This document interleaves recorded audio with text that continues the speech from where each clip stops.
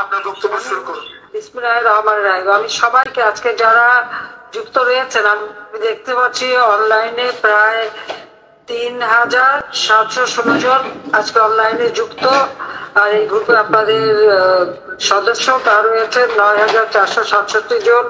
আমি আপনাদের মাধ্যমে সকলকে আমি আন্তরিক ধন্যবাদ জানাই যুক্ত হওয়ার জন্য। জাতি একটি ক্রান্তি লগ্নের মধ্য দিয়ে যাচ্ছে।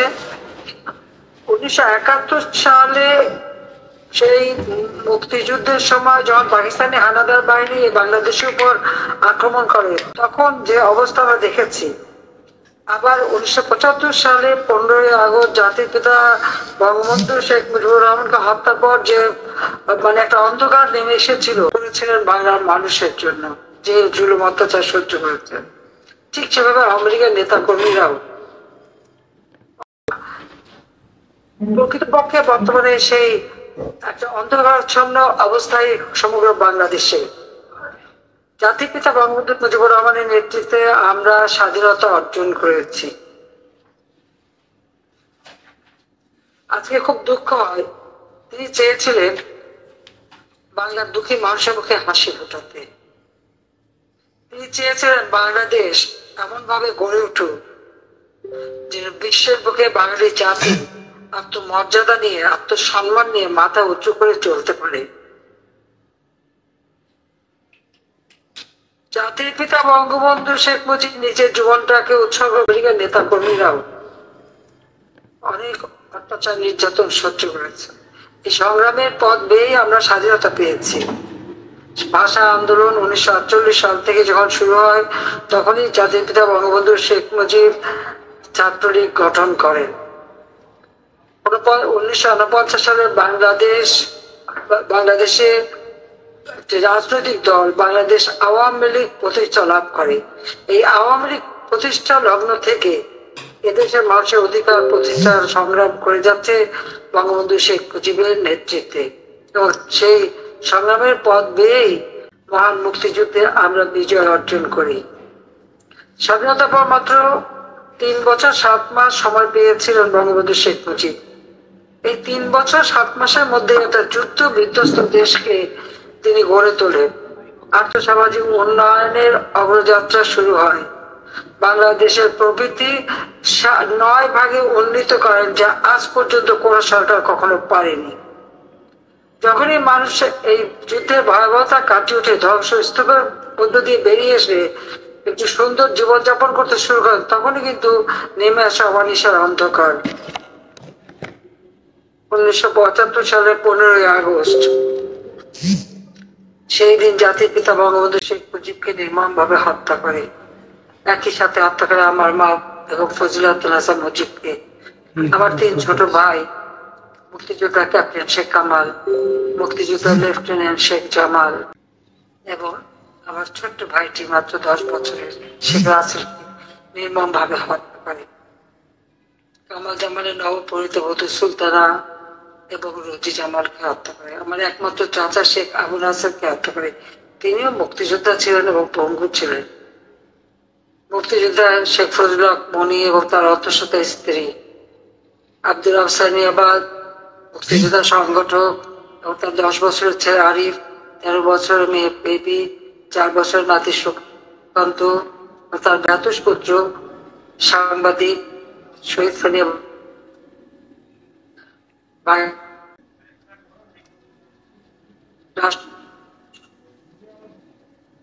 ব্রিগেডিয়ার জামিল উদ্দিন এবং পুলিশ অফিসার সিদ্দিকুর রহমান সকলকে নির্মম ভাবে হত্যা করেছে। আমি জাতির পিতা বঙ্গবন্ধু শেখ মুজিবুর রহমান এবং 15 আগস্টে যারা শাহাদাত বরণ করেছে তাদের প্রতি শ্রদ্ধা জানিয়ে আত্মার মাগফিরাত কামনা করি। 3 নভেম্বর 1975 সালে ঢাকা কেন্দ্রীয় কারাগারে 4 জাতীয় নেতাকে নির্মম ভাবে হত্যা করা হয়। আমি তাদের প্রতি শ্রদ্ধা জানাই। আমি শ্রদ্ধার সাথে স্মরণ করি 30 লক্ষ শহীদদের, নির্যাতিত লাখো মা বোনদেরকে, আর মুক্তিযোদ্ধাদের প্রতি জানাই আমার সশ্রদ্ধ সালাম। 75 পর 21টা বছর হত্যা ক্ষমতা দখল চলে। বাংলাদেশ বাংলাদেশ পিছিয়ে দেয়। চেতনা হারিয়ে যায়। মুক্তিযুদ্ধের লাখো শহীদের সেই অবদান ভুলে যাওয়ার চেষ্টা করা হয়, ইতিহাস বিকৃত করা হয়। 21 বছর পর আওয়ামী লীগ সরকার গঠন করে, দেশকে স্বয়ংসম্পূর্ণ করে। চিকিৎসা সেবা জনগণের দোরগোড়ায় পৌঁছে দেওয়ার জন্য কমিউনিটি ক্লিনিকের মাধ্যমে স্বাস্থ্য সেবা, খাদ্যের নিরাপত্তা, শিক্ষার ব্যবস্থা, বিনামূল্যে বই দেওয়া, সাক্ষরতার হার 45% থেকে 65.5% উন্নীত করা সহ ব্যাপক কর্মসূচি এবং রাস্তাঘাট, পুল, ব্রিজ, অবকাঠামোগত উন্নয়ন, পাশাপাশি ভূমিহীন গৃহহীন মানুষদেরকে বিনামূল্যে ঘর, ব্যারাক হাউস নির্মাণ করে তাদের জীবন জীবিকার ব্যবস্থা করে দিয়ে বাংলাদেশের মানুষের জীবনে একটা স্বস্তি শান্তি ফিরিয়ে আনি। বলতে গেলে 75 পরে বাংলাদেশের মানুষের জীবনে ছিল 1996 থেকে 2001 সাল পর্যন্ত একটা স্বর্ণযুগ। 2001 নির্বাচনে একটা চক্রান্তের মধ্য দিয়ে আমাদেরকে ক্ষমতা আসতে দেয়নি। বিএনপি জামাত জোট ক্ষমতা আসে, শুরু হয় দুর্নীতি, স্বজনপ্রীতি, জঙ্গিবাদ, সন্ত্রাস এবং লুটপাট। ওই অবস্থার মধ্যে একটা চরম অরাজক অবস্থার সৃষ্টি হয়। ভোট কারচুপি করবার জন্য 1,23,00,000 ভুয়া ভোটার দিয়ে লিস্ট তৈরি করা হয়, কিন্তু তাদের এই দুঃশাসনের কারণে দেশে ইমার্জেন্সি জারি হয়, সম্ভবত আমাকেই গ্রেপ্তার করে। তারপরেও আমাদের দেশের পুলিশ সেখানে আন্দোলন সংগ্রাম করে এবং 2008 আমাদের একটি নির্বাচন হয়, যে নির্বাচনে আওয়ামী লীগ এককভাবে, আমরা জোটবদ্ধ নির্বাচন করি, তার মধ্যেও এককভাবে আওয়ামী লীগ 233টা সিট পায়। যে আমরা যে 233টা আসন পেলাম তখন থেকে কিন্তু একটা চক্রান্ত শুরু। কিন্তু আওয়ামী লীগ 2009 সালে সরকার এসে 2024 সাল পর্যন্ত আমরা দেশকে এগিয়ে নিয়ে যাই, বাংলাদেশ এগিয়ে যায়। বাংলাদেশ এই মাত্র 15 বছর 7 মাসের মধ্যেই আর্থসামাজিক ভাবে উন্নতি করে। 2021 সাল আমাদের স্বাধীনতা সুবর্ণ জয়ন্তী, আর 2020 সালে জাতির পিতা বঙ্গবন্ধু শেখ মুজিবের জন্ম শতবার্ষিকী। একই সাথে আমরা যখন উদযাপন করি, ঠিক সেই সময় আমরা আমাদের বাংলাদেশকে জাতিসংঘ কর্তৃক উন্নয়নশীল দেশে উন্নীত হওয়ার মর্যাদা আমরা পাই। এটা আমাদের একটা লক্ষ্য ছিল। 2009 যখন সরকার গঠন করি, 2010 থেকে 21 পর্যন্ত আমরা যে প্রেক্ষিত পরিকল্পনা প্রণয়ন করি এবং তারই ভিত্তিতে পঞ্চবার্ষিকী পরিকল্পনা নিয়ে যখন বাংলাদেশকে এগিয়ে নিয়ে যাই, তোর লক্ষ্যই ছিল যে 2021 সালের মধ্যে বাংলাদেশকে আমরা একটা ধাপ হলেও উন্নত করবো এবং আমরা তা সফলভাবে করেছি। আমাদের এই সাফল্যটা অনেকের বোধহয় পছন্দ হয়নি। 2024-এর নির্বাচন, আজকে 2014, 2018, 2024 প্রতিটি নির্বাচনে জনগণ স্বতঃস্ফূর্ত ভাবে ভোট দিতে পেরেছে এবং জনগণের ভোটই আমরা নির্বাচিত হয়েছি। দুর্ভাগ্যের বিষয় হলো প্রতিবারই এই নির্বাচনকে প্রশ্নবিদ্ধ করার চেষ্টা করা হয়। আজকে মানুষের যে আর্থসামাজিক উন্নয়নটা, এই উন্নয়নটাই যেন অনেকে করতে পারে নাই, এটাই হচ্ছে আমাদের জন্য দুর্ভাগ্যের।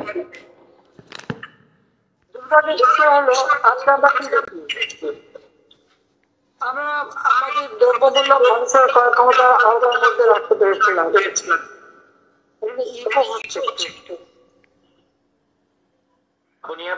লাবণীয়াপা আপনি মিউট করেন প্লিজ। লাবণীয়াপা আপনি মিউট করেন প্লিজ, ইকো হবে না। আমাদের আপনি বলেন। লক্ষ্য ছিল বাংলাদেশের মানুষের আর্থসামাজিক উন্নতি চেষ্টা সফলভাবে করি। যখন আমরা সরকার গঠন করি এবং বিএনপির আমলে আমরা দেখেছি 2006 সালে যেখানে দারিদ্রের হার 41% উপরে ছিল, সেটাকে আমরা 18.7% নামিয়ে আনি। হত দরিদ্র যেখানে 25.1% ছিল, তা আমরা 5.6% নামিয়ে আনতে সক্ষম হই। আমরা বিনামূল্যে মানুষকে ঘর দিতে শুরু করি, জীবন জীবিকার ব্যবস্থা করে দিই, ভিক্ষা বৃত্তি থেকে মানুষকে সরিয়ে এনে কর্মসংস্থার ব্যবস্থা করে দিই, গ্রামে গঞ্জে প্রত্যেক ঘরে ঘরে বিদ্যুৎ পৌঁছে দিই, রাস্তাঘাট, পুল, ব্রিজ, আধুনিক প্রযুক্তি সম্পন্ন একটা দেশ গড়ে তোলার জন্য আমরা পদক্ষেপ নিই। আমাদের প্রত্যেকটা ইউনিয়ন পর্যায় পর্যন্ত আমরা ব্রডব্যান্ড, ওয়াইফাই কানেকশন এবং বঙ্গবন্ধু স্যাটেলাইট 1 উৎক্ষেপণ করে আমরা কম্পিউটার শিক্ষা, কম্পিউটার ট্রেনিং এবং ইনকিউবেশন সেন্টার করে দিই, হাইটেক পার্ক করে দিই, এবং আমাদের ছেলেমেয়েরা যাতে নিজেরা নিজের পায়ে দাঁড়াতে পারে, আমাদের ইয়াং বাংলা এই কর্মসূচির থেকে আমরা তাদেরকে নিজের পায়ে দাঁড়ানো, স্টার্ট আপ প্রোগ্রাম করা, ট্রেনিং দেওয়া, এবং সেই সাথে সাথে প্রযুক্তি জ্ঞান সম্পন্ন করা, প্রতি জেলায় জেলায় ইউনিভার্সিটি তৈরি করা, আমাদের মেডিকেল কলেজ এবং কারিগরি শিক্ষাকে সব থেকে গুরুত্ব দিয়ে আমরা এগিয়ে যাই। আমাদের সাক্ষরতার হার আমরা 78.8 উন্নীত করতে সক্ষম হই। কমিউনিটি ক্লিনিকের মাধ্যমে 30 প্রকার ওষুধ বিনামূল্যে দেয়। বয়স্ক ভাতা, বিধবা ভাতা, প্রতিবন্ধী ভাতা, নিগৃহীতা নারী তাদের জন্য ভাতার ব্যবস্থা করে প্রত্যেকের জীবনটাকে অর্থবহ করার চেষ্টা করি। মুখোমুখি যাতে না হয় তার ব্যবস্থা নেই।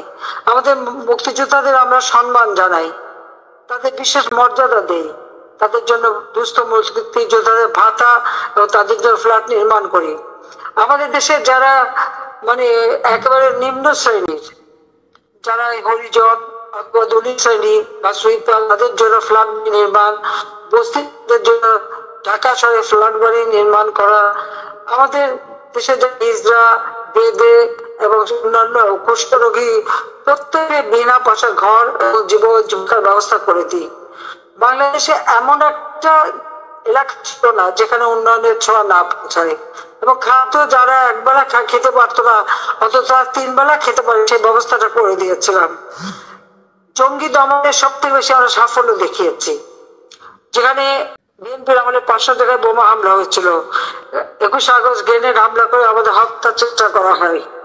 আমরা সেই জায়গা থেকে মানুষের জীবনের শান্তি নিরাপত্তা নিশ্চিত করি, জঙ্গিদের গ্রেপ্তার করা, সাজার ব্যবস্থা করি, সেই সাথে সাথে দেশে যাতে শান্তিপূর্ণ পরিবেশে উন্নতি হয় তার ব্যবস্থা নেই। আমাদের সশস্ত্র বাহিনী, সেনাবাহিনী, নৌবাহিনী, বিমান বাহিনী, পুলিশ বাহিনী এবং বিডিআর থেকে বিজিবি থেকে শুরু করে আনসার বাহিনী প্রত্যেকেই উন্নয়নে ব্যাপকভাবে আমরা কাজ করি।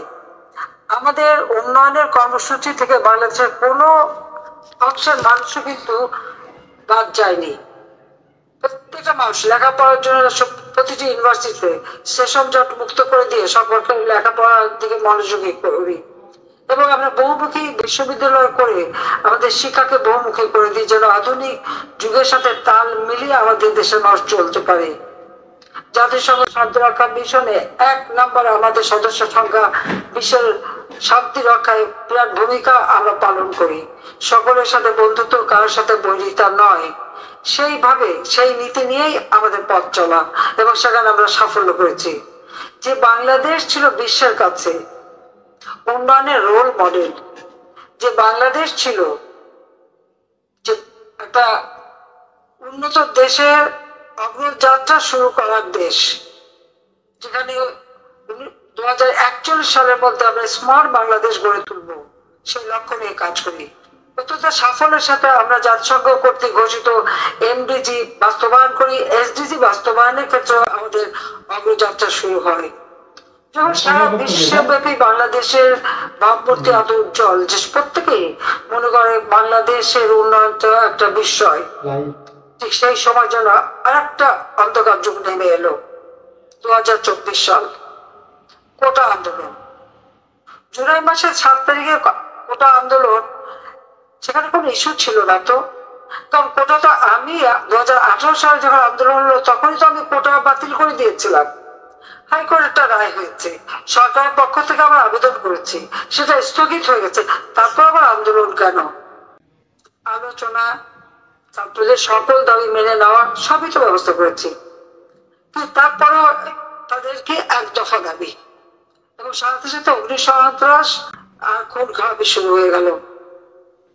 আজকে যে হত্যাকাণ্ডগুলি ঘটেছে তার জন্য, এবং যে সমস্ত অপরাধগুলি সেই জুলাই মাসের 15 তারিখ থেকে করা হয়েছে, আপনারা দেখেছেন দায় মুক্তি দেওয়া হয়েছে। কেন দায় মুক্তি দেওয়া হলো? দায় মুক্তি কাদের দেয়? অপরাধীদের।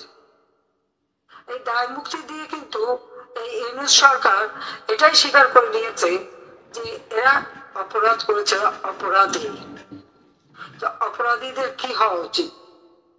অপরাধীদেরকে শাস্তি হওয়া উচিত না? যারা মানুষকে হত্যা করেছে, পুলিশ হত্যা করেছে, আওয়ামী লীগ নেতাকর্মী হত্যা করেছে, সাংবাদিক হত্যা করেছে, সাংস্কৃতিক কর্মী হত্যা করেছে, সংখ্যালঘুদের উপর অত্যাচার করেছে, সেখানে হিন্দু, বৌদ্ধ, খ্রিস্টান কেউ বাদ যায়নি। এমনকি মসজিদ, দরগা শরীফ, যারা পীর ওলামা মাশায়েখ, প্রত্যেকের উপরেই তো হামলা করেছে, কেউ তো বাদ যায়নি।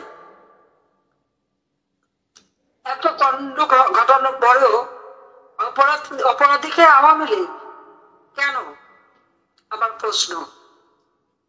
আজকে আমাদের ফ্যাসিবাদ বলা হয়, বলা গণহত্যা করেছে, যেখানে আমার আওয়ামী লীগের প্রায় 400 মতো নেতাকর্মীকে হত্যা করা হয়েছে, যেখানে 6 জন সাংবাদিক হত্যা করা হয়েছে, যেখানে সংখ্যালঘুদের হত্যা করা হয়েছে, মসজিদ এবং মন্দির, দরগা শরীফ সেগুলো আক্রমণ করা, গির্জা আক্রমণ করা, প্যাগোডা আক্রমণ করা, সেখানে পুড়িয়ে দেওয়া। কারা ফ্যাসিবাদ, কারা স্বৈরাচার, সেটা আমার প্রশ্ন। আজকে সাংবাদিক 1000-এর উপর সাংবাদিক তাদের চাকরি হারিয়েছে, সাংবাদিকদের বের করে দেওয়া হয়েছে। প্রত্যেকটা মিডিয়া আজকে কন্ট্রোলে, কেউ কারো কথা বলার স্বাধীনতা নাই। এমনকি বিভিন্ন বেসরকারি টেলিভিশন তার মালিকানাই বদলে গেছে, প্রত্যেকটা ব্যাংক দখল করা, চরম ভাবে লুটপাট। আর আওয়ামী লীগের নেতা কর্মী, আওয়ামী লীগ এবং ছাত্রলীগকে ব্যান করা হয় আর আওয়ামী লীগের শত্রু হিসেবে চিহ্নিত করা হয়। আওয়ামী লীগের অপরাধটা কি? আওয়ামী লীগের দেশের স্বাধীনতা এনেছে, মুক্তিযুদ্ধের চেতনায় দেশ গড়েছে, মানুষের জীবনে শান্তি এনে দিয়েছিল, স্বস্তি এনে দিয়েছিল। যখন কোভিড-19 অতিমারি প্রত্যেকটা মানুষকে আমরা সাহায্য করেছি। বিশ্বব্যাপী যে যুদ্ধ, যার জন্য অর্থনৈতিক মন্দা এবং সেই সাথে সাথে আমরা দেখেছি মূল্যস্ফীতি, মানুষের ক্রয় ক্ষমতার আওতার মধ্যে যাতে থাকে তার জন্য আমরা 1 কোটি পরিবারের জন্য টিসিবি কর্তৃক পারিবারিক কার্ড করে দিয়েছি। মাত্র 30 টাকা কেজিতে চাল কিনতে পারবে এবং ডাল তেল যাতে নিতে পারে সেই ব্যবস্থা আমরা করে দিয়েছিলাম। আজকে কেন বয়স্ক ভাতা, বিধবা ভাতা সহ আমাদের সামাজিক নিরাপত্তা যে 116টা কর্মসূচি বাতিল করা হলো, এই বঞ্চিত করা হলো বয়স্ক মানুষ, দরিদ্র মানুষদেরকে। আজকে আমরা হত দরিদ্র যারা, বিশেষ করে যারা কর্মক্ষমতা নেই, তাদের তো বিনা পয়সায় চাল দিতাম, কেন দেওয়া হচ্ছে না তাদের? আশ্রয় প্রকল্পের ঘরগুলি ভেঙে জমিগুলি দখল, মানুষকে বের করে আবার তাদের পথে ভিখারি করতে কেন করে দেওয়া হলো? আওয়ামী লীগের নেতা কর্মীদের উপর চরম অত্যাচার, ঘর বাড়ি, ব্যবসা প্রতিষ্ঠান, দোকানপাট, কারো হোটেল, কারো ইন্ডাস্ট্রি সব ভেঙে চুরমার, লুটপাট করা হয়েছে। আজকে আমাদের কর্মীরা নিঃস্ব, কারা করেছে? আমরা তো শর্ট হয়েছিলাম। প্রতিটি টেলিভিশন আমারই দেওয়া, বাংলাদেশে একটা মাত্র টেলিভিশন ছিল, আমি বেসরকারি খাতে তাও উন্মুক্ত করে দিই। সেখানে টক শো হতো, সবাই তো আমাদের সমালোচনা করতো, দিন রাত আমাদের মধ্যে কথা বলছে। আবার এক সেট তৈরি হয়েছিল বিদেশে, সেখানে বসে সারাদিন যত সত্য মিথ্যা দিয়ে বানোয়াট কথা বলে বেড়াতো, অপপ্রচার চালাতো। আমরা তো তাদের কোনো ব্যবস্থা নেই তাদের বিরুদ্ধে। যা কিছু হয়েছে আইনসম্মত ভাবে, লাঠি দিয়ে পিটিয়ে পিটিয়ে মানুষ হত্যা করা, এমনকি একটা প্রেগনেন্ট পুলিশ মানে সেপাই, সে মেয়েটা মাপ চাচ্ছে, হাত পা ধরে বলছে যে ভাই আমার পেটে বাচ্চা, আমাকে মারবেন না, তাদেরকে পিটিয়ে মারা। কসাইখানায় পশু জবাই দিয়ে যেমন পা বেঁধে ঝুলে রাখে, সেইভাবে পুলিশদের মেরে ঝুলিয়ে রাখা, আওয়ামী লীগের নেতা কর্মীকে মেরে ঝুলিয়ে রাখা, তাকে অপমান করা। 15ই আগস্ট 32 নম্বরে গেল বলে সেই এমন ভাবে মারা, আমাদের মহিন পাটুরি তো মারাই গেল, আরো কয়েকজনকে তাদের কাপড় চোপড় খুলে উলঙ্গ করে তাদেরকে যেভাবে নির্যাতন করে মারা হয়েছে। যারা এই ঘটনাগুলি ঘটেছে তারা কি মানুষ? তাদের মধ্যে কি এতটুকু মনুষ্যত্ব বোধ আছে? চরম ভাবে তারা মানবাধিকার লঙ্ঘন করে গেছে, তারপরে তারা দায় মুক্তি পায়। এই দায় মুক্তি দেওয়াটা কেন? আজকে আমার প্রশ্ন, 32 নম্বরের বাড়িটা কি অপরাধ করেছে? 71 সালে পাকিস্তান হানাদার বাহিনী ওই বাড়ি 2 বার হামলা দিয়েছে, ওই বাড়ি লুটপাট করেছে, আগুন দিয়ে কিন্তু পোড়ায় নাই। 75 ওই বাড়িতেই জাতির পিতা বঙ্গবন্ধু শেখ মুজিবকে হত্যা করেছে আমার পরিবারের সদস্য সহ। তারা লুটপাট করেছে, কিন্তু বাড়িটা আগুন দেয়নি। 1971 সালে 25শে মার্চ যখন পাকিস্তান হানাদার বাহিনী বাঙালি জাতির উপরে, নিরস্ত্র বাঙালি জাতির উপরে আক্রমণ করে, এই তার পরপরই জাতির পিতা বঙ্গবন্ধু শেখ মুজিবুর রহমান স্বাধীনতার ঘোষণা দেন। এই স্বাধীনতা ঘোষণা দেওয়ার পরেই তো তাকে গ্রেপ্তার করে নিয়ে যাওয়া হয়। ওই বাড়ি থেকেই তো আমাদের স্বাধীনতার ঘোষণা। তারপরে কিন্তু পাকিস্তানিরা বাড়িটা পোড়ায়নি। কিন্তু আজকে আপনারা দেখেন, ইউনূস সরকার ক্ষমতা আসলো, বিএনপি, জামাত, জোট, হিজবুত তাহরীর এবং জঙ্গিদের সব জেলখানা থেকে ছেড়ে দিল। আর এই 5 আগস্ট কামালের জন্মদিন আমরা পালন করবো, সেটা আমরা পারলাম না। আর সেই দিন ওই বাড়িতে আগুন দিয়ে পোড়ানো হলো। একই সাথে ধানমন্ডি 5 নম্বর সুধা সদন, যেটা আমার স্বামীর বাড়ি জয়পুত্রের নামে, সেই বাড়িটাও আগুন দেওয়া হলো এবং লুটপাট করা এবং আগুন দিয়ে পোড়ানো হলো। রেহানা, সেটা একটা আইন করে জাতির পিতার কন্যা হিসেবে তাকে একটা বাড়ি দেওয়া হয়েছিল থাকতে, সে বাড়িটাও লুটপাট করলো।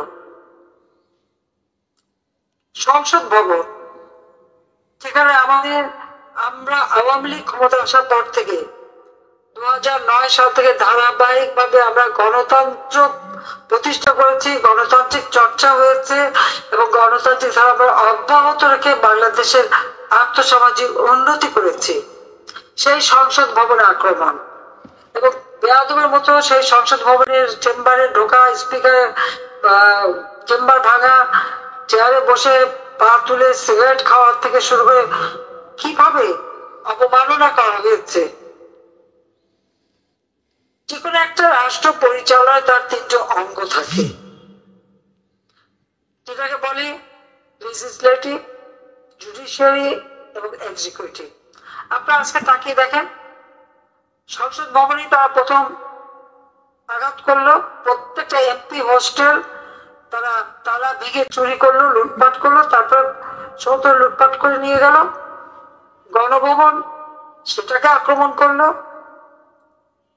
এরপর আপনারা যান উচ্চ আদালত, চিফ জাস্টিসের বাড়ি এবং জজ সাহেবদের আক্রমণ করা, লাঠি সোটা অস্ত্র নিয়ে ছাত্র নামদারি, সেই সমন্বয়ক তাদের নেতৃত্বে চিফ জাস্টিসকে পদত্যাগ করতে হবে, প্রত্যেক মাসে আত্মসম্মান করতে হবে, তিনি পদত্যাগ করলেন। অর্থাৎ সংসদ ভবন, আইনসভার আক্রমণ, এরপরে জুডিশিয়ারিতে আক্রমণ, তারপরে আজকে আপনাদের সরকারি কর্মকর্তা কর্মচারী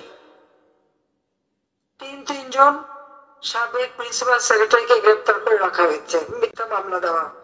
25 জন সচিব অথবা এডিশনাল সেক্রেটারি, এদের বিরুদ্ধে মামলা এবং তার উপর ওএসডি করা, চাকরিচ্যুত করা।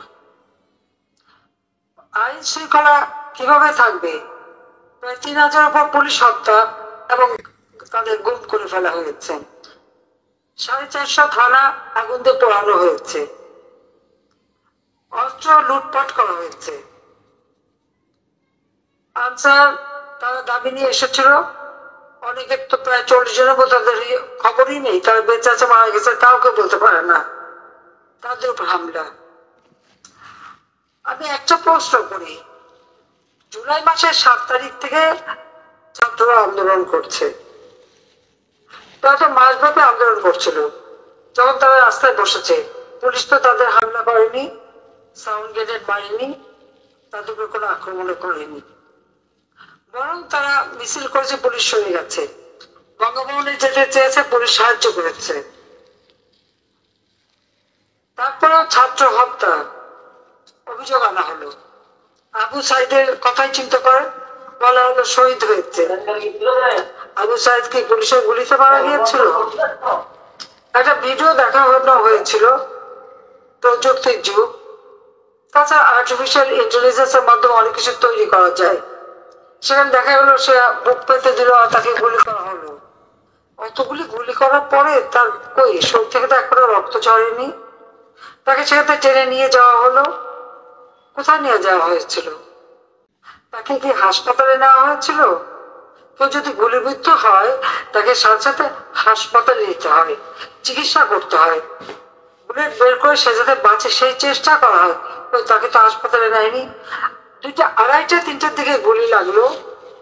রাত 8টার দিকে তাকে হাসপাতালে নিয়ে যাওয়া হলো এবং হাসপাতালে মুমূর্ষ অবস্থায় সে মৃত্যুবরণ করলো। পোস্টমর্টমেও আসলো যে না, তার গুলিতে না, মাথার পেছনে আঘাত লাগা। আরেকটা ভিডিও বেরিয়েছিল যে আপনারা দেখেছেন, ওইটা যখন পুলিশকে আক্রমণ করছে, এই আবু সাইদ হাতে লাঠি নিয়ে পুলিশকে ধাওয়া দিচ্ছে আর পিছন থেকে সবাই ঢিল মারছে। ওই ঢিল তার মাথার পিছনে লাগলো আর সে সাথে সাথে হাত দিল। তার কাজে এই যে একটা বলতে গেলে আন্দোলনটাকে সামনে তোলার জন্য লাশ পেল, এটাই ছিল তাদের নীতি। এবং সেটা করতে চেয়ে একটা জীবন্ত মানুষকে নিয়ে মেরে তারপর তাকে নিয়ে আবার ছবি তুলে সারা দেশের মানুষকে বিভ্রান্ত করা হলো। আমার এখানে একটা প্রশ্ন, এবং যেটা আমি চাই যেটা হোক, যখন মাত্র 6 জন মারা গেছে সঙ্গে সঙ্গে আমি জুডিশিয়াল এনকোয়ারি কমিটি করে দিলাম যাতে করে তদন্ত হয়। কারণ দাবি করতে হয়নি, কারণ আমি চাইনি এভাবে লাশ পড়ুক, সেজন্য আমি করেছিলাম। কিন্তু ফলাফলটা কি হলো? যেই আমাদের সুদখোর স্বনামধন্য আন্তর্জাতিক খ্যাতি সম্পন্ন সুদখোর যখন ক্ষমতা দখল করলো, জুডিশিয়াল কমিটি সেই তদন্ত বন্ধ করে দিল। কেন বন্ধ করলো? সেটাকে আমার বড় প্রশ্ন যে কেন এইভাবে বন্ধ করা হলো। আপনারা এই কথাটা জাতির কাছে তুলে ধরতে পারেন। মুগ্ধ মারা গেছে, সেখানে পুলিশের সাথে তো কোনো সংঘাত ছিল না, সে ছিল তাদের মিছিলের ভিতরে, একটা মাত্র গুলি তাকে, সে মারা গেল। পুলিশ দূর থেকে যদি গুলি করতো তাহলে ওরকম একটা বুলেট একজনের গায়ে লাগার তো কথা না, আরো তো ইনজুরি হওয়ার কথা ছিল, তা তো হয়নি। যখন এই ছাত্র আন্দোলন করলো দীর্ঘদিন, আমরা তো কিছুই বলিনি, পুলিশ তো কিছুই বলেনি। কিন্তু আজকে ফ্যাসিবাদে আমাদেরকে বলা হয়, আজকে যখন আপনারা দেখেন মাদ্রাসার শিক্ষকরা আন্দোলন করতে গেল, তাদের উপরে পুলিশ হামলা, সাউন্ড গ্রেনেড, তাদেরকে আক্রমণ করা হলো। ছাত্ররা যখন বয়স বাড়ানো নিয়ে আন্দোলন করলো, তাদের উপরে হামলা করা হলো, সেখানে ছাত্র মারা গেল।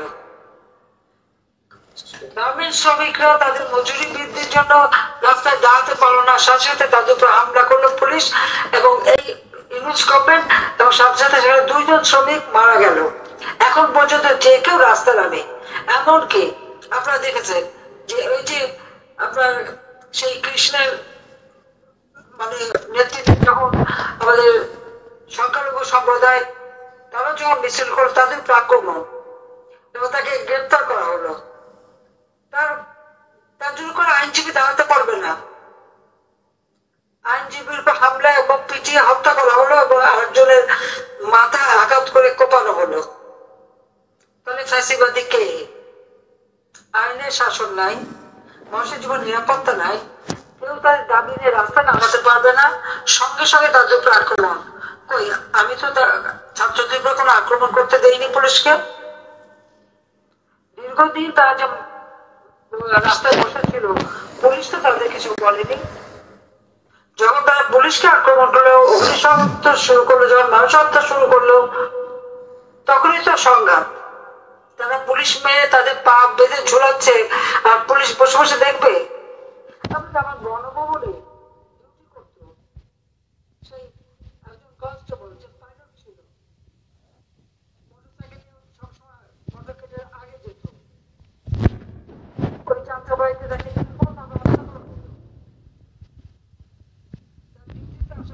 আসতে পারছে না, যখন প্রশ্ন হলো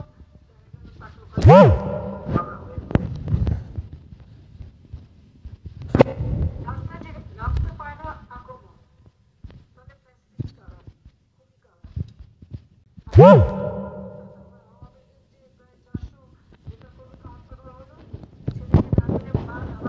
ছেলে তাকে হত্যা করা হলো, মা চাচি ঘরের ভিতরে আগুন দিয়ে পুড়িয়ে মারা হলো, ছেলেকে পায় না দেখে মাকে গ্রেপ্তার করে নিয়ে যাওয়া হয়েছে, অথবা আর এক মাকে গাছের সাথে বেঁধে রাখা হয়েছে।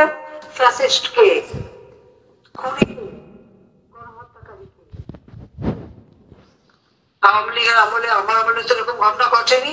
হ্যাঁ, আমি জঙ্গি দমন করেছি, জঙ্গিদের ধরেছি, সন্ত্রাসীদের ধরেছি, যারা মানুষ হত্যা করেছে তাদের ধরেছি, আমি যুদ্ধ অপরাধীদের বিচার করেছি, যারা গণহত্যা করে ৭১ তাদের বিচার করেছি, যারা ভিকটিম, যারা তখন বিচার পায়নি তাদের ন্যায় বিচার আমরা দিয়েছি।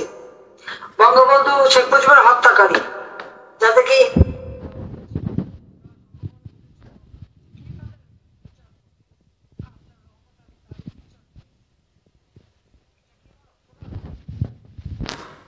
স্বাধীন করাটা কি অপরাধ?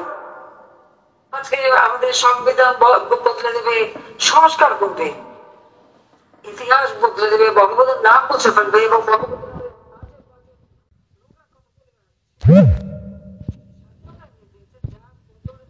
বাংলাদেশ পেয়েছে কথা বলা, তাকে অপমান করা আর ৩২ নম্বর পুরে সরকার করে দেওয়া।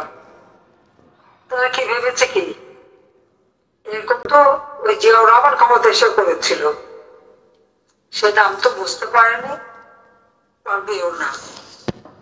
যারা আজকে এই ধরনের অন্যায় অপকর্ম করে বেড়াচ্ছে, একদিন তাদের নামে ইতিহাসে আস্থা করে যাবে, এটাই হচ্ছে বাস্তবতা। আর আজকে আমাদের নেতা কর্মীদের গ্রেপ্তার করা হচ্ছে, আমরা রাস্তা নামতে পারবো না, আওয়ামী লীগ নামতে পারবে না। কেন? এখানে বহু সমন্বয়ক আছে যারা ছাত্রলীগে এসে যোগদান করেছিল, পরে না তারা ওই জামাত শিবিরের কাছে বা ইউনুসের টাকার কাছে বিক্রি হয়েছে। যারা বেচা খেয়ে এখন তারা নীতির কথা শোনায়, তাদের আর যাই হোক নেতৃত্ব দেওয়ার মতো ওই যোগ্যতা থাকে না। যারা অর্থের কাছে নিজেদেরকে বিক্রি করে ফেলেছে তাদের কোনো ন্যায় নীতি থাকে না, এবং সেটাই নাই। ছাত্রলীগের সাথে বিদ্রোহ করে যে ছাত্রলীগকে তারা মানে ব্যান করে, কি অধিকার দিয়েছে ব্যান করার? জনগণের ম্যান্ডেট নিয়ে তো ক্ষমতা আসেনি, সংবিধান মোতাবেক তো ক্ষমতা আসেনি, বরং যে সংবিধান লাখো শহীদের রক্তের বিনিময়ে আমরা পেয়েছি। স্বাধীনতা পাওয়ার জাতির পিতা বঙ্গবন্ধু শেখ মুজিব এই সংবিধান প্রণয়ন করেছেন। এই সংবিধানের সঙ্গীদের কথা অনেকেই বারবার এটাকে বিক্ষত করার চেষ্টা করেছে, কিন্তু আবার আমরা সেই সংবিধান ৭২ সালের সংবিধান প্রবর্তন করেছি, এখন আবার তারা হাত দিতে চাচ্ছে। সংবিধানে হাত দিলে একটা রাষ্ট্রের থাকেটা কি? তাদের কে এই অধিকারটা দিল? আমি ইউনূস সাহেবকে চ্যালেঞ্জ দিচ্ছি, তার যদি সংবিধান সংশোধন করতে হয় তো সে ভোটে যাক, নিজের দাঁড়াক ইলেকশনে, জনগণের ভোটে নির্বাচিত হয়ে এসে দেখাক যে হ্যাঁ জনগণের ম্যান্ডেট তার আছে। সেই যোগ্যতা তার নাই। ২০০৭ সালে চেষ্টা করেছিল দল গড়তে, দল গড়তেই ব্যর্থ হয়েছিল। আর সেই ব্যর্থতার প্রতিশোধ নিল ২০২৪ সালে, যাই না কোন দেশে দালালি করে এসে হাজার হাজার কোটি টাকা মেরে সেই গ্রামীণ ব্যাংকে গরিবদের ক্ষুদ্র ঋণ দিয়ে তাদের কাছে মোটা অঙ্কের সুদ খাওয়া, আর সমস্ত টাকা বিদেশে পাচার করা, গ্রামীণ ফোনের টাকা পাচার করা, এবং এসব করেই তো তার অর্থ সম্পদ। আজকে গুলশানের ৯ কোটি টাকার ফ্ল্যাট, পূর্বাঞ্চলে ৬৮ একর জমি, ফ্রান্সে ফ্ল্যাট, আমেরিকায় এত সম্পদ আসে কোত্থেকে?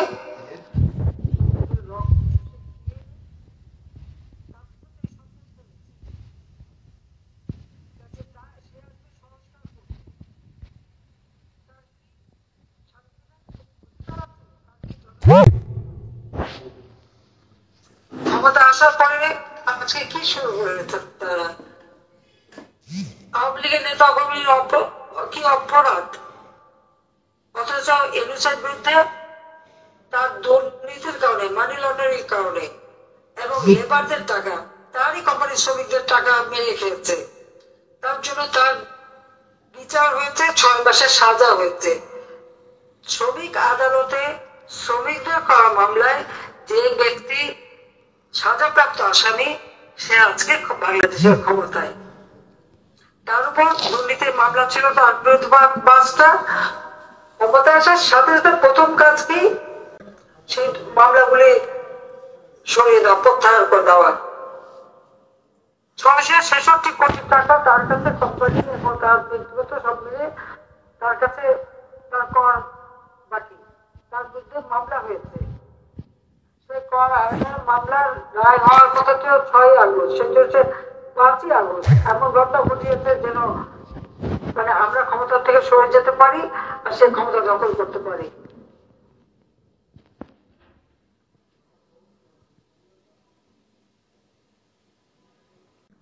এটা ঠিক। আমি গণভবন ছেড়ে চলে এসেছিলাম। আমি চাইনি যে আরো লাশ পড়ুক, আমি চাইনি এদেশে গৃহযুদ্ধ বাঁধুক, আমি চাইনি এদেশের মানুষের রক্ত ছড়ুক। ভেবেছিলাম যে আমি চলে গেলে যদি শান্তি আসে আসুক। আসলে তাদের উদ্দেশ্যটা কি ছিল? 15ই আগস্ট আমরা 2টা বোন বিদেশে ছিলাম, মারতে পারিনি। আমাদের 2 বোনকে আবার হত্যা করবে, এটাই ছিল তাদের প্ল্যান। সেটা বেশি দূর যেতে হবে না, সে 15 আগস্টের এক খুনি, সে তার ইচ্ছাতেই বলে দিয়েছে। এবং এই ইউনূস এসে ক্ষমতায় সে কি করেছে, এই সমস্ত খুনি, জঙ্গি, সন্ত্রাসী তাদের নিয়েই চলা, সেকে মুক্তি দিয়েছে। জেলখানা খালি, এমনকি জেল ভেঙেও তো জঙ্গিদের বের করে নিয়ে এসেছে। আজকে বাংলাদেশ কি বাংলাদেশ? জঙ্গিদের বাংলাদেশ, সন্ত্রাসীদের বাংলাদেশ। আর আওয়ামী লীগ আমলে বাংলাদেশ কি ছিল? উন্নয়নের রোল মডেল, উন্নয়নের বিস্ময়। তাহলে ফ্যাসিবাদ কে? গণহত্যাকারী কে? বাংলাদেশের শত্রু কে? আজকে যে সমস্ত ছেলেরা কথার কথায় আওয়ামী লীগের শাস্তি চায়, শেখ হাসিনার শাস্তি চায়, তাদের আমি এই কথাটাই বলতে চাই, তাদের জন্ম কবে? তারা কি 71 সাল দেখেছে? দেখেনি, তাদের সে অভিজ্ঞতা নাই। আওয়ামী লীগের 50-7 মাস ক্ষমতায় তারা খুব শান্তিতে লেখাপড়া করার সুযোগ পেয়েছে, শান্তিতে থাকার সুযোগ পেয়েছে। ডিজিটাল বাংলাদেশ করেছিলাম বলে কম্পিউটার শিক্ষা পেয়েছে, সোশ্যাল মিডিয়া ব্যবহার করা শিখেছে। আওয়ামী লীগ ক্ষমতায় আসার আগে, শেখ হাসিনা ক্ষমতায় আসার আগে কিন্তু বাংলাদেশে এগুলি ছিল না। এটাও বোধহয় তারা জানে না। কারণ 20 বছর 25 বছর ছেলেদের তো মনে রাখাও কথা না। তাদেরকে বলবো, এখন তো ইউটিউব ডিজিটাল যুগ, গুগল সার্চ করো, দেখুক 96 সালের আগে বাংলাদেশ কেমন ছিল, কি দুরবস্থা ছিল। কিছুটা 5 বছর উন্নত করেছিলাম, এরপর আবার 2008 সালের আগে 9 সালে আমরা সরকার গঠন করি, তার আগে বাংলাদেশে কি অবস্থা ছিল। আজকে যে বাংলাদেশ দেখে, এই বাংলাদেশ ছিল না। সেজন্য এত বড় বড় কথা বলার সুযোগ পাই।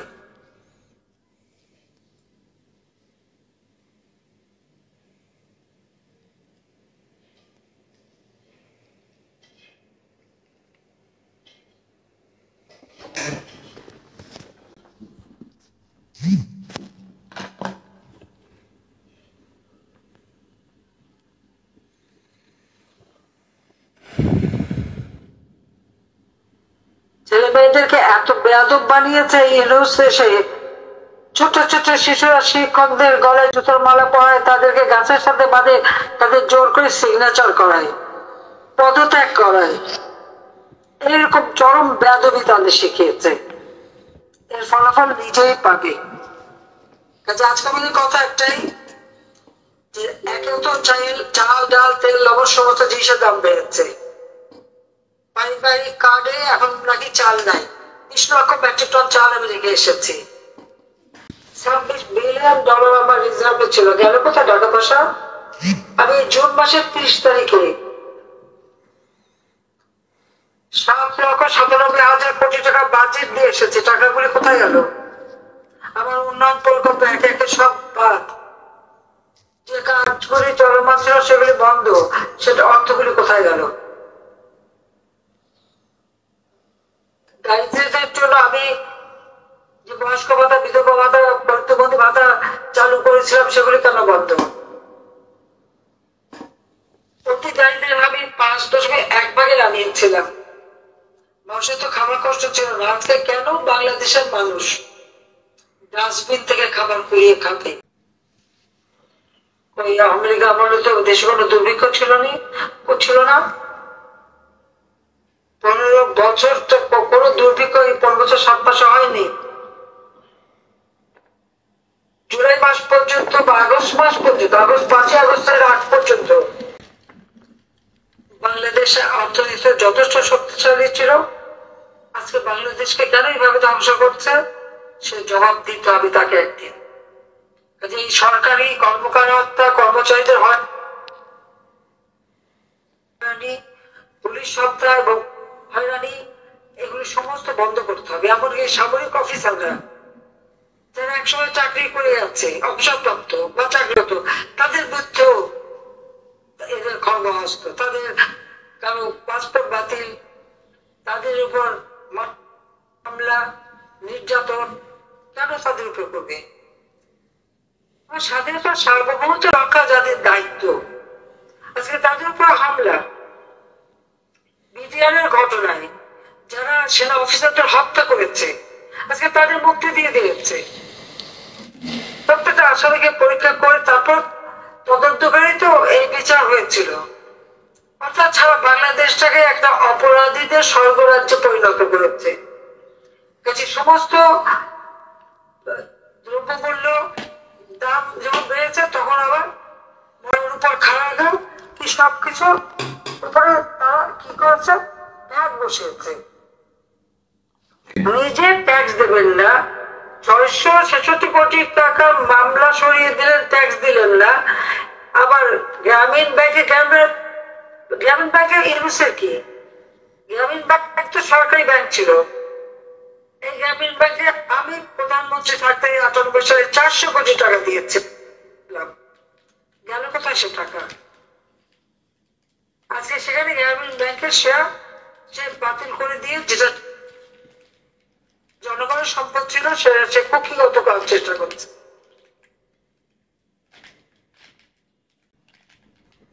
লজ্জাশরম থাকা উচিত যে আমাদের সন্তানদের পর্যন্ত তারাই করে। আমি আরেকটা কথা বলি, আজকে যারা উপদেষ্টা এবং ইউনুস, তার ভাই ব্রাদার আত্মীয় স্বজন যারা আছে, তাদের কার কত সম্পদ আছে তার হিসাব দিতে হবে। যত উপদেষ্টা আছে তাদের নিজেদের এবং পরিবার পরিজন, তাদের সম্পদের হিসাব দিতে হবে। ওই সামান্য লম্বা লম্বা কথা বলে যারা, তাদের এবং বাপ মা সবার সম্পদের হিসাব দিতে হবে। কত টাকা নিয়েছেন, জনগণের টাকা জনগণকে ফিরে দিতে হবে, তাদের সমস্ত হিসাব বের করবেন। আর আপনারা যারা আছেন এখন আমার সঙ্গে যুক্ত, প্রত্যেকে আপনারা বলবো কোথায় কতজনকে হত্যা করা হয়েছে, কতজন ঘর বাড়ি ধ্বংস করা হয়েছে, পরিবার পরিজনের উপরে কত অত্যাচার করা হয়েছে, সমস্ত তালিকা করতে হবে। আজকে আমরা মামলা করতে পারি না, থানায় মামলা নেয় না, কিন্তু এই দিন থাকবে না, দিন আসবে এবং সেদিন বেশি দূরে না।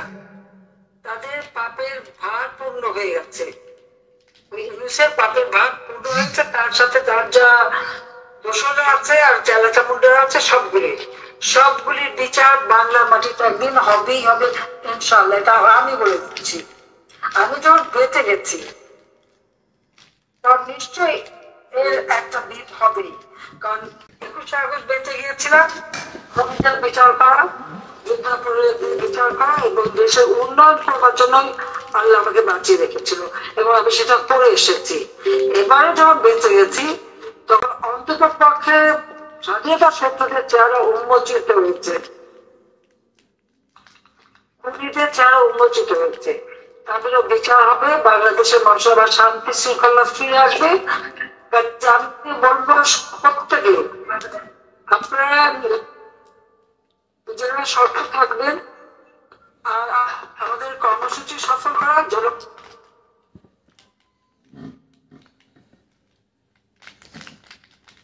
পাশে দাঁড়ান, কৃষকের পাশে দাঁড়ান। আজকে সার নেই, যেখানে আমি গরম সিজনে প্রতিদিনে বলতে গেলে লক্ষ মেট্রিক টন আমার সার প্রয়োজন হতো। 40 লক্ষ মেট্রিক টন সার আমার লাগে। সারা বছর 60 লক্ষ মেট্রিক টন সারের প্রয়োজন হয়। সেই সার কিনে নেয় মাত্র 8,000 মেট্রিক টন সার গোলায় ব্যাটারি কোর্স দিয়েছি। 1,000 টাকার সার এখন 3,000 3,500 টাকা, তাও পাওয়া যাবে না। ফসলের অভাব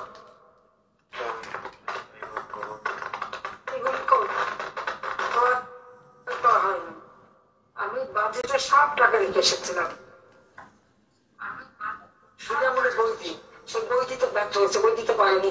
উপরন্তু বই ছাপার জন্য আরো 700 টাকা বেশি দিতে হয়েছে। তারপর বই আসলো না কেন, জবাবও দিতে হবে। ছেলেমেয়েদের পড়াশোনা নষ্ট, স্বাস্থ্য নষ্ট, নিরাপত্তা নষ্ট। এটা কোনদিন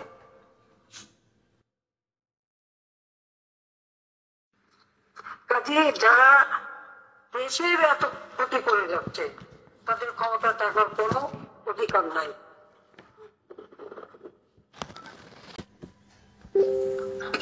যার যার এলাকায় শক্ত হয়ে থাকবে, আর যে সমস্ত পুলিশ অফিসার বা ডিবি এবং যারা কথা বলুন প্রশ্ন আছে আপার কাছে একটু কথা জি আপা, আপনার ওদিকে মিউট হয়ে গেছে, আপনি কন্টিনিউ করুন। জি আপা, আপনার ওদিকে মিউট হয়ে গেছে, আপনি আনমিউট করে কথা বলুন। আর আমরা বাকিটা সবাই মিউট করে রাখছি। জি স্যার, আনমিউট করতে আছি ইসুফ ভাই, রিপেয়ার করে দেন ইসুফ ভাই।